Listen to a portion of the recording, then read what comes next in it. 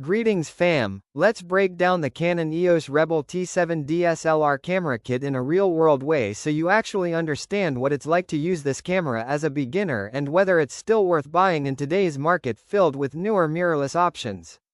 Starting with the core of this camera, it features a 24.1 megapixels APS-C CMOS sensor paired with the DIGIC 4 Plus processor, and while that processor is a bit older, it still delivers solid image quality for beginners. In real-world use, you get sharp photos, natural colors, and good detail in daylight conditions, which makes it great for learning photography, portraits, landscapes, and everyday shooting without needing advanced skills. One of the biggest advantages of the Rebel T7 is how beginner-friendly it is. The interface is simple, the controls are easy to understand, and Canon's menu system guides you through settings without overwhelming you. If you're just starting out, this camera helps you learn the basics like aperture, shutter speed, and ISO at your own pace instead of throwing too many complex features at you all at once. When it comes to lenses, this camera uses the Canon EF mount system, which gives you access to a huge range of lenses from budget options to professional glass. This is a big deal because it means you can grow with the camera over time, upgrading your lenses as your skills improve instead of needing to replace the entire system.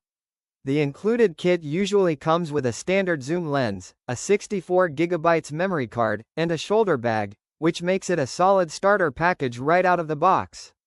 You don't need to immediately buy extra accessories, so it's convenient if you're just getting into photography and want everything in one setup. In terms of connectivity, it includes built-in Wi-Fi and NFC, which allows you to transfer photos directly to your phone or control the camera remotely. This is useful for quick sharing on social media or for situations where you want to shoot without physically touching the camera, like group photos or tripod setups. Now being honest, this camera does have some limitations, especially compared to newer models. The autofocus system is fairly basic, especially in live view, and it's not the fastest for tracking moving subjects.